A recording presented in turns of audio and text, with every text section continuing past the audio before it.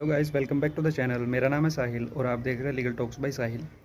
Today we are going to discuss about dishonouring of a cheque और in your words you can say cheque bounce. आज हम समझेंगे कि cheque bounce क्या होता है। जब कभी आपको कोई चेक देता है और वो बाउंस हो जाता है तो आप उसके खिलाफ क्या लीगल एक्शन ले सकते हैं। तो let's start without any delay. Basically cheque bounce क्यों होता है, उसके वैसे तो बहुत सारे रीज़न हैं, बट बेसिकली 3-4 मेन रीज़न्स ये होते हैं कि या तो जिसने आपको चेक दिया है उसमें सफिशेंट फंड ना हो, मतलब उसमें पैसे ना हो, या जिसने आपको चेक दिया है उसने उस जिस बैंक का आपसे चेक दिया है उसमें अपना अकाउंट बंद करवा दिया हो या उसकी पेमेंट बंद करवा दी हो। तो इन सभी कारणों से चेक बाउंस हो सकता है। जब कभी आपका चेक बाउंस हो जाता है तो आप कैसे लीगल एक्शन ले सकते हैं उस बंदे के खिलाफ जिसने आपको चेक दिया था और वो बाउंस हो गया। बेसिकली इसको एक एग्जांपल के थ्रू समझते हैं कि जैसे मान लीजिए ए और बी दो पर्सन हैं। ए एक शॉपकीपर है और बी एक परचेज़र है, मतलब कस्टमर है। ए की दुकान से बी ने 50,000 रुपये का सामान ख़रीद लिया, चाहे वो कुछ भी हो, और उसको उसके बदले में चेक दे दिया और वो चेक दे के चला जाता है। जब फिर अगले दिन ए उसके चेक को लेकर बैंक में जाता है तो वहाँ पे उसको बैंक वाले बोलते हैं कि आपके चेक में कोई, मतलब उन सभी रीज़न्स में जो पहले बताए थे कि सफिशेंट फंड नहीं है या उन रीज़न में से किसी एक रीज़न के कारण हम आपकी पेमेंट नहीं कर सकते, और वो चेक बाउंस हो जाता है और बैंक वाले आपको मेमो बना के दे देंगे। उसके बाद ए क्या लीगल एक्शन ले सकता है बी के, आज हम उसके बारे में बात करेंगे। अब हम समझते हैं कि ए, मतलब जिसने सामान बेचा था, जिसने 50,000 रुपये का सामान बी को दिया था, वो अपने पैसे कैसे वापस ले सकता है, आज हम इसके बारे में समझेंगे। सबसे पहले तो जैसे चेक बाउंस हो गया तो क्या वो एकदम केस कर सकता है बी के ऊपर जैसे आज चेक बाउंस हुआ है आज ही वो केस कर दे? तो इसका आंसर है नहीं। वो एक मतलब टू द डे वो केस नहीं कर सकता कोर्ट में, क्योंकि नेगोशिएबल इंस्ट्रूमेंट एक्ट है हमारा जो चेक बाउंस के साथ डील करता है। उसमें सेक्शन 138 है, उसमें क्लियरली लिखा है कि जैसे आज चेक बाउंस हुआ है तो उसके 15 दिन के बाद ए की ड्यूटी बनती है केस करने की।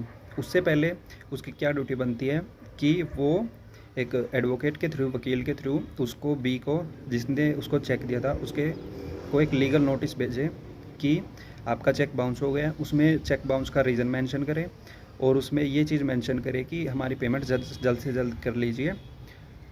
और यदि 15 दिन के अंदर अंदर वो पेमेंट कर देता है तो कोई दिक्कत नहीं है, और यदि वो 15 दिन के अंदर अंदर पेमेंट नहीं करता है, ना ही आपको कॉन्टैक्ट करता है, तो विदिन 16th डे आप उसके खिलाफ लीगल एक्शन ले सकते हैं। 16 डे आपको कोज ऑफ एक्शन अराइज होता है, मतलब कि 16वें दिन आप उसके खिलाफ केस कर सकते हैं judicial magistrate of first class की कोर्ट में। जुडिशियल मजिस्ट्रेट फर्स्ट क्लास की कोर्ट में आप उसके खिलाफ केस कर सकते हैं। उसको रिटर्न कोग्निजेंस कैसे लेगा केस, ये कोर्ट कोग्निजेंस कैसे लेगा आपकी केस की, वो बताया सेक्शन 142 में नेगोशिएबल इंस्ट्रूमेंट एक्ट। उसमें बताया कि आपको रिटर्न में कंप्लेंट देनी होगी कि आपने कैसे कैसे उसको, कोई भी जैसे आपका लेन देन हुआ उसके बारे में बताएंगे, और उसने आपको चेक दिया और उसमें चेक का बाउंस क्यों हो गया वो लिखेंगे आप, और उसमें सब लिख के आप प्रेयर करेंगे कि जल्द से जल्द मेरे पैसे वापस दिलाए जाएं। तो ये तो हमने पढ़ा कि कैसे लीगल एक्शन लेगा ए बी के खिलाफ। जैसे वो 15 दिन के अंदर अंदर उसको नोटिस भेजेगा, यदि वो 15 दिन के अंदर नोटिस का कोई कोग्निजेंस नहीं लेता तो 16वें दिन केस, वो 16वें दिन आप उसके ऊपर केस कर देंगे।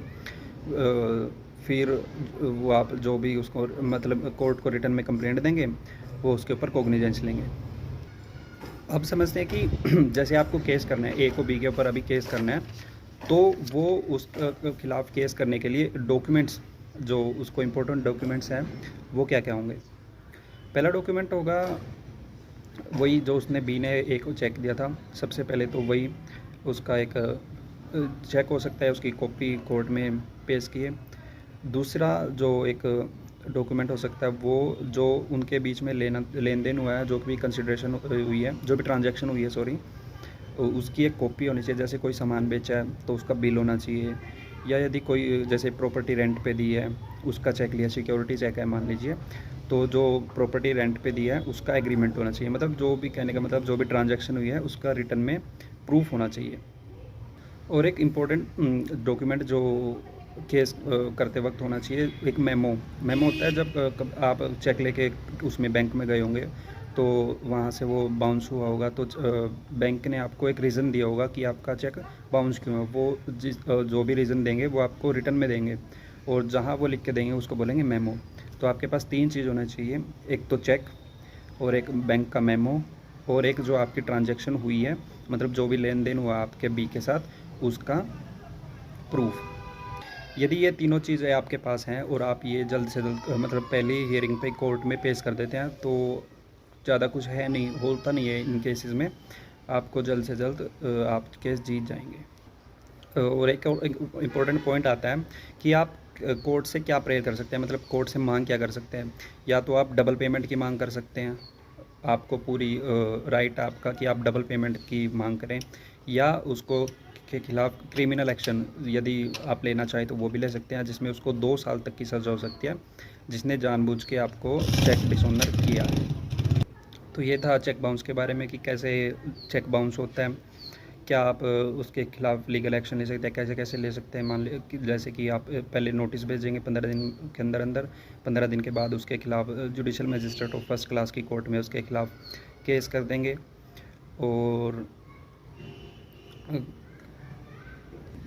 जो जो इम्पोर्टेंट्स डॉक्यूमेंट्स बताए हैं वो पढ़े हमने। उसके बाद एक और पॉइंट जो इससे निकल के आता है कि एक अच्छा पॉइंट है, जब कभी आपका जैसे चेक डिसऑनर हो गया, चेक बाउंस हो गया, जिसने आपको चेक दिया था वो चेक बाउंस हो गया, तो यदि फर्स्ट हियरिंग पे आपका एडवोकेट अच्छे तरीके से with in confidence, full confidence, वो सारी पॉइंट्स जो जो हमने बताए कि चेक की कॉपी, और वो मेमो, जो चेक बाउंस हुआ है उसका मेमो, और थर्ड एक जो आपकी ट्रांजैक्शन हुई है ए और बी के बीच में जो लेन देन हुआ है उसकी कॉपी कोर्ट में रख दें, और अच्छे से मतलब जो सारी चीज़ें कोर्ट के सामने प्रोड्यूस कर दे, और आपके आप पॉइंट रख दे कि आपको क्या चाहिए। तो पहली हियरिंग पे ही कोर्ट आपको 20%, मान लीजिए जैसे वो 50,000 रुपये का सामान लेके गया था, और 50,000 रुपये उसके 50,000 रुपये का 20% आपको फर्स्ट डेट पे ही मिल सकता है। बाकी का जो कोर्ट की जजमेंट आएगी तब तक आपको मिल जाएगा।